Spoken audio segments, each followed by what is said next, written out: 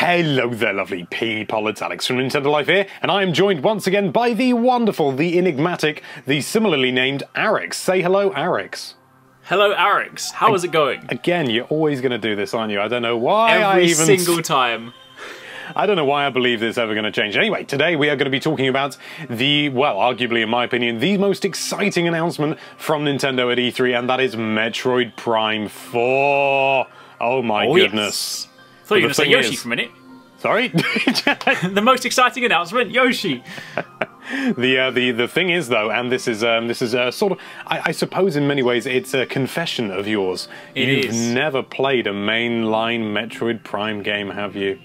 I haven't. No, I know about it, and like I like Samus, and I used to play as I used to main Samus in Smash Brothers. I've played like Project M. I've played well, some of Project M, and I played a lot of Prime Hunters. People are probably gonna hate me for saying that. I actually really liked Prime Hunters. So I liked know about Hunters. I also liked other. No, I didn't like other M. You called it Project M for some reason. Sorry, I'm thinking of the Smash because I said Smash Brothers, right? And I was talking about Project M. Yeah, but yes, other M. Yeah, I mean there were components of it, but yeah, I haven't played yet the kind of core Prime ones. But I'm excited for 4 because I'm looking forward to actually finally getting into it. Yeah, and I'm sure that obviously you're a man who, shall we say, enjoys his destiny. So I'm sure there are elements from other games that you would like to see integrated into the series, because obviously, you know, Metroid Prime is very well established, but they're never afraid of doing something different, are they? No, exactly.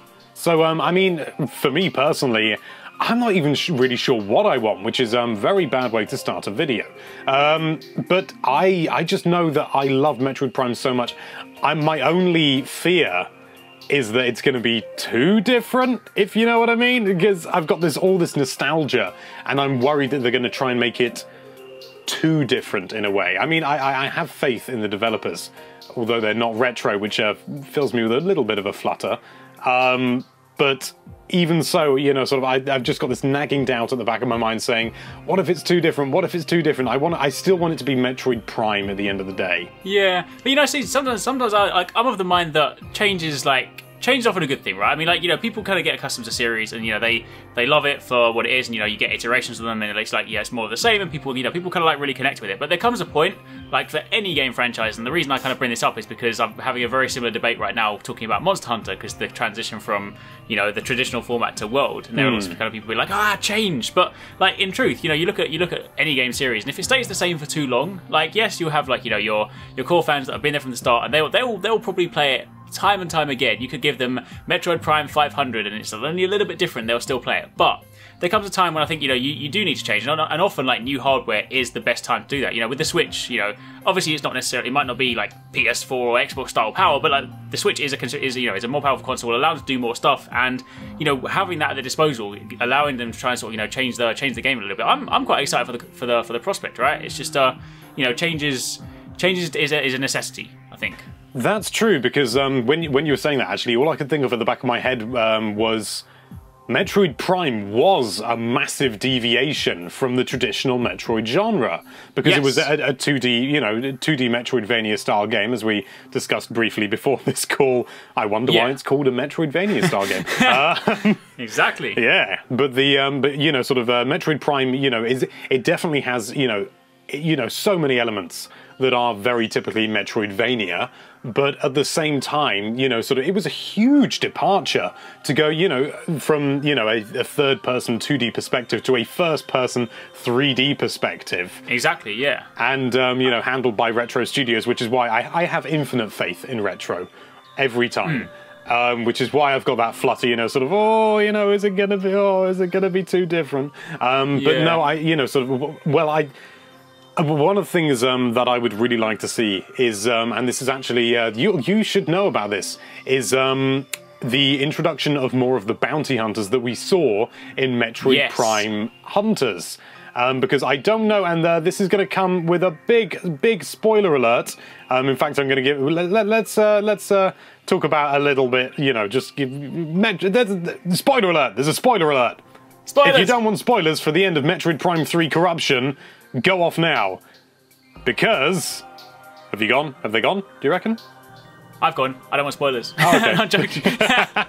At the end of Metroid Prime 3 Corruption, the true ending, if you like, there was a brief view of Silux's ship at the end. essentially, essentially chasing Samuses, you know, sort of observing and going after. And Silex was a very interesting character from Metroid Prime Hunters, and I would love to see more of this sort of, you know, sort of this interesting, you know, sort of colourful, different sort of Samus equivalents, if you like. These sort of super powerful bounty hunters come back, because they had some real variety going on in there, and I think it's a real shame that hasn't been visited again in a Metroid game. We had the other hunters, the other bounty hunters in Metroid Prime 3 Corruption, but they didn't sing in the same way. I think probably because they were only ever NPCs, so they didn't have to adhere to as much. But even so, you know, sort of, you had some fantastic characters. I have a personal favourite of Noxus.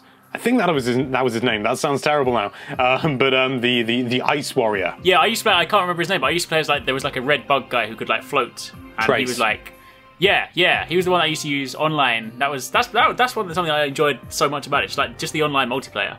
Yeah, I really liked it, and it was basic, and Trace was massively overpowered. It has to be said, because you could turn invisible and snipe people. I mean, yes, come on. Exactly.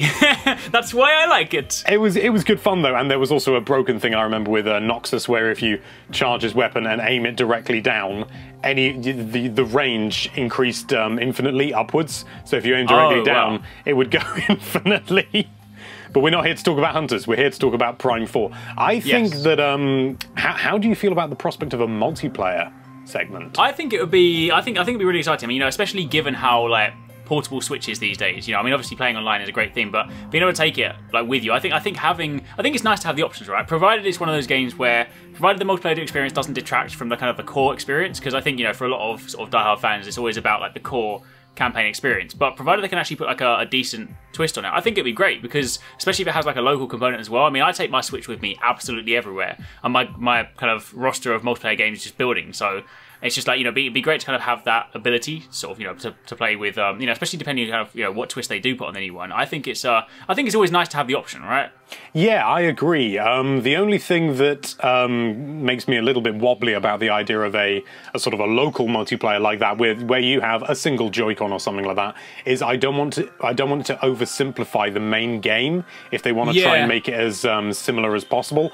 I suppose the way to do it would be to try and maybe close off split screen multiplayer, and instead, unless it's something you know, sort of unrelated, like a morph ball game or something, you know, something like that, as sort of a mini game, if you like, but instead have it like Splatoon 2, which as far as we know does not have any split screen multiplayer, because of the limitations of having a single Joy-Con. Does not work for something that requires 2 sticks. And although I know Metroid Prime 1 and 2 did not require 2 sticks in the same way, I do think that it's important that they introduce the standard FPS controls, maybe with motion in the same way to Splatoon.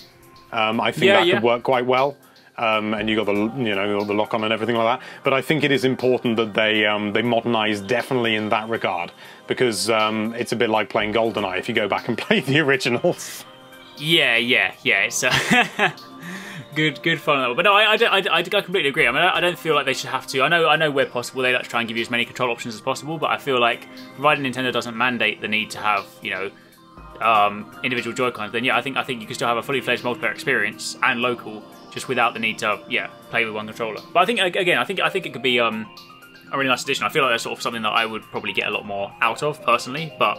Yeah, I don't know whether I get so much out of it, because the Joy-Cons on their side thing is good and fun, but I find if you really want to sit down and play like proper multiplayer sessions, unless you're playing something like Mario Kart where it takes very well to such a limited control scheme, you are very much limiting yourself in what you can do. For example, with things like Shovel Knight, it works, but really for Shovel Knight you need a D-pad.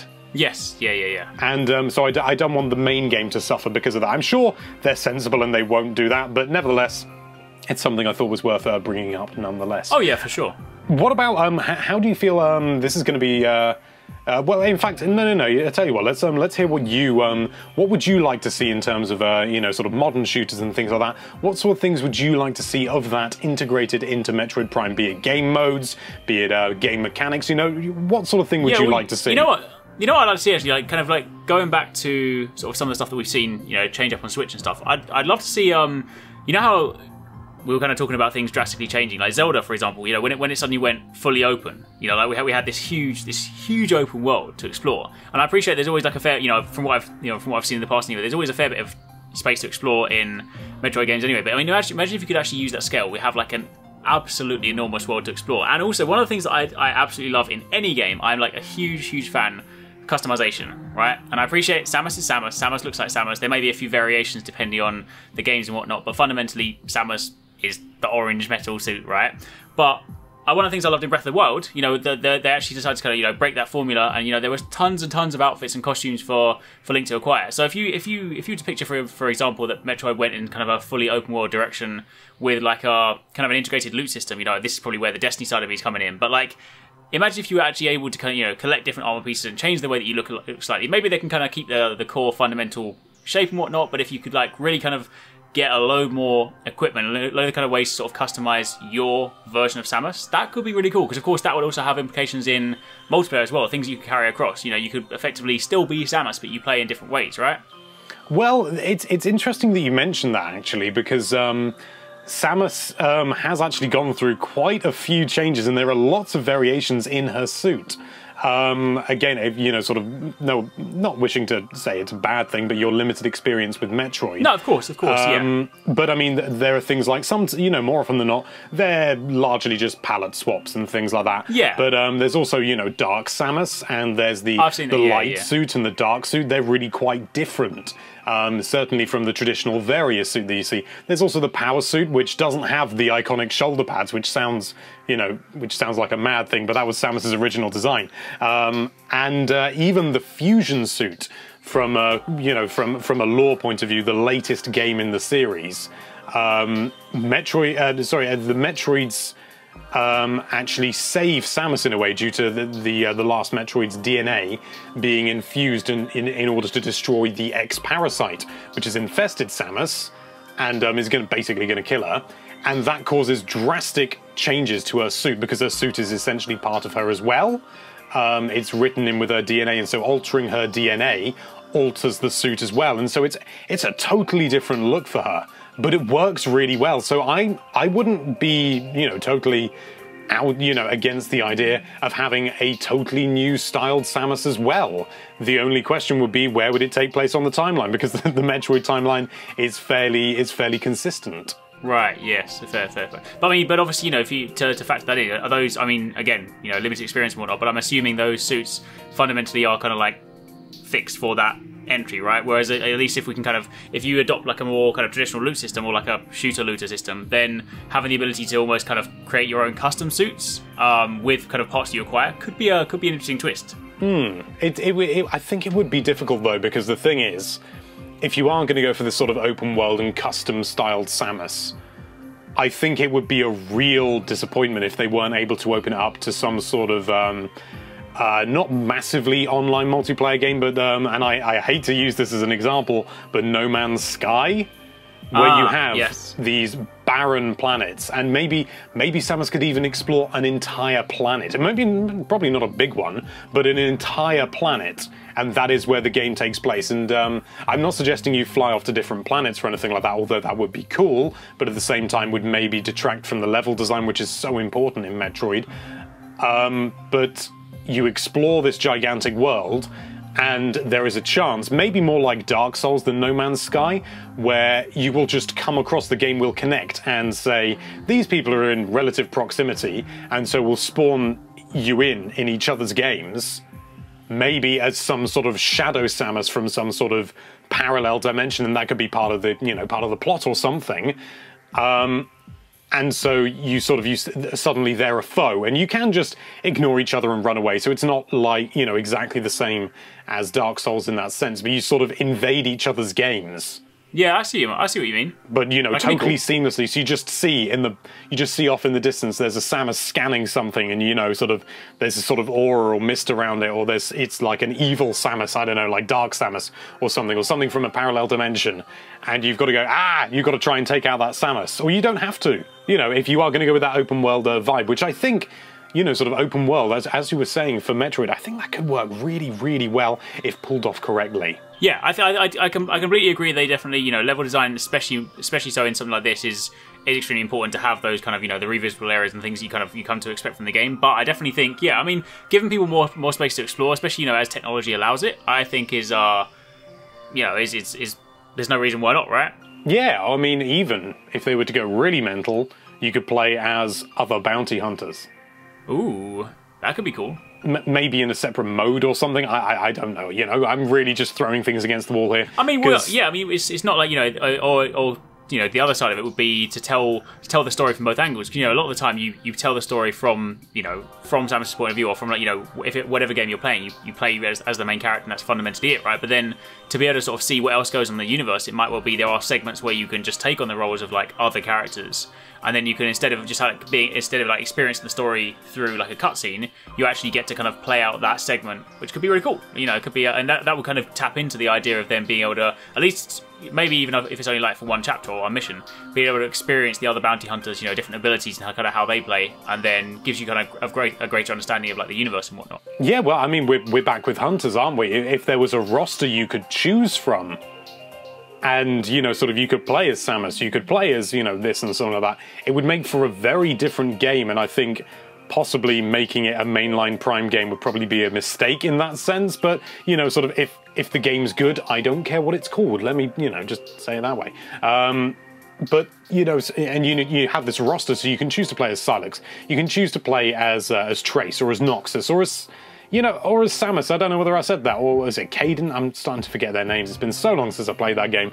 And, you know, sort of, there are all these bounty hunters you can play as, and they're all competing, much like hunters, for, you know, sort of for one goal, and therefore, you know, sort of the spawning in, you know, suddenly there's Silex over there, and I'm playing as Noxus. I'm going to go take him out, and that could work.